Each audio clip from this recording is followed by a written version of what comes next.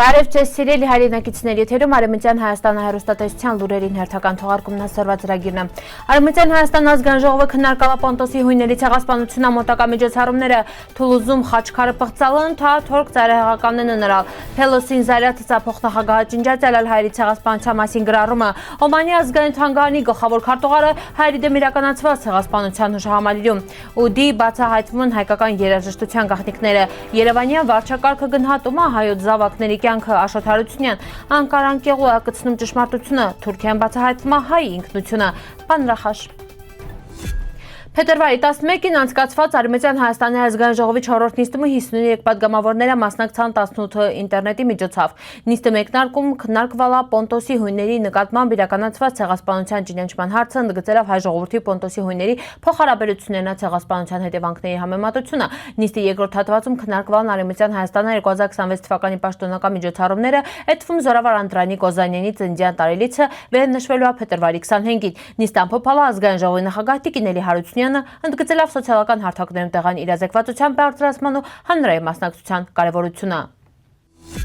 Ֆրանսիայի Թուլուզ քաղաքում պղծվել է հայերի դեմ իրականացված ցեղասպանության զոհերի հիշատակի նվիրված հուշարձանը, տեղեկացնում է ֆրանսաբնակ քուրդ ակտիվիստ Էլիս Էլվանչելիքը։ Իրանասելավը քաղաքապետարանի լռությունը անթույլատրելի է, իսկ մեղավորները պիտի բացահայտվին ու պատժվին։ Խաչքարի հետևի հատվածում թողած ստորագրությունը ակնհայտորեն պատկանում է թուրքական ծայրահեղական գորժ գայլերի խմբավորմանը։ Հուշարձանը վերտեղադրվել է 1993 թվականին ու նվիրված է 1915 թվականին զոհված 1.5 միլիոն հայերի հիշատակին, տարիների ընթացքում տրալա հիշատակի խորհրդանիշ արտացոլելա Ֆրանսիայի կողմից հայերի ցեղասպանության ճանաչումն երկրում հայկական համայնքի ներկայությունը։ Ամերիկայի ներկայացուցիչների տան նախկին խոսնակ Նենսի Փելոսին կոշտ արձագանք է հայտնել փոխնախագահ Ջեյմս Դի Վենսի կողմից հայերի ցեղասպանության վերաբերյալ գրառման ջնջմանը։ Վերես 2022 թվականին Քեցայում Հայաստան մեր պատվիրակությունը կանգնած Տիզյանակաբերդում ու հստակ խոսալ է հայերի ցեղասպանության մասին առանց ներողություն խնդրելի, որովհետև ճշմարտությունը կարևոր է։ Գերա Փելոսին յուրան միկրոբլոգում է հիշեցրել ավեր ներկայացուցիչների պալատը 2019-ին ընդունել է երկկուսակցական բանաձև ճանաչելով հայերի ցեղասպանությունը, իսկ 2021-ի նախագահ Բայդենը պաշտոնապես ճանաչել է այն, ցույց տալը բարոյական առաջնորդություն։ Փելոսին շեշտել ավեր Վենսի գրառումը ջնջելը ամոթալի ու խորապես հիասթափեցնող քայլ է, վերը անարգում է զոհերին ու թույլատրում մարդասիրական հանրությունը։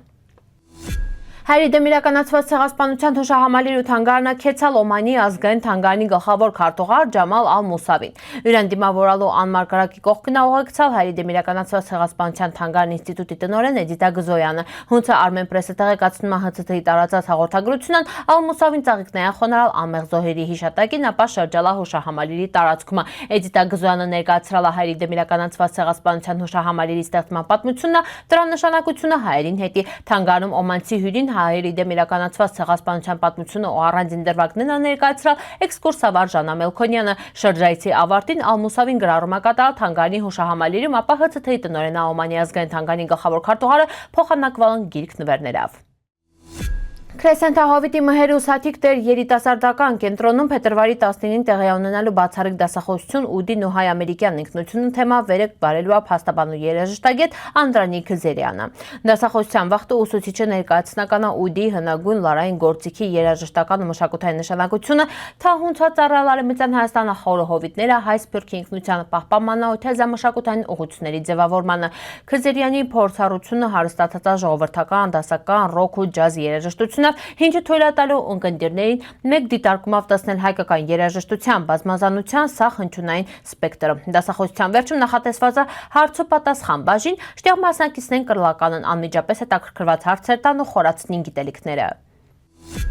Երևանյան վարչակարգը գնահատում է հայոց զավակների կյանքը։ Ազգին ուժը մենակ հաղթանակներով չի չափվում։ Չափվում է նաև նրանով, թե ինչքան ընկարուն պաշտպանենք միմյանց, կաղնենք հյուրի կողքի ու գնահատենք մեր զավակների ճակատագրերը անկախ կյանքի ընտրածուղուց։ Վերջին օրերին տարածված ցավալի լուրը նորից հիշեցրել է կորուստի ծանրգինը։ Ուկրաինայի մարտական գործողությունների գոտում զոհվել է Արբաթ հայկական գումարտակի հրամանատար Ծագումավարցախցի Հայ Գասպարյանը։ Ինքը զոհվել է մարտական առաջադրանք կատարելիս Սուրան հարսանիքից ընդամենը մի քանի օր առաջ։ Ավելի վաղ մի տարի առաջ Մոսկվայի Կարմիր առագաստներ բնակելի ռադիոյի համալիրում տեղի ունեցած պայթյունին դարդան զոհված Արբադ գումարտակի հիմնադիր Արմեն Սարգսյանը։ Այս դեպքերը կրկին ընդգծում են, թե ինչքան սուր է ազգային պատասխանատվության ու պետական հոգացության հարցը։ 1045 թվականից ի վեր հայ ժողովուրդը բազմիցս անցկացրել պատերազմի կորուստի փորձությունների միջով 1918-ից 2023 թվականներին Արցախցի հազարավոր ընտանիքներ կորցրան տոն, անվտանգություն ու կյանքի կայուն հիմքեր։ Սովորյանցից շատերը շարունակում են թեզակյանքը կառուցել Արևելյան Հայաստանի Հանրապետությունում, բախվելով սոցիալական ու վարչարարական խնդիրների։ Այս պայմաններում առավել քան երբևէ կարևոր է մարդակենտրոն ու երկարաժամկետ պետական քաղաքականությունը, հատկապես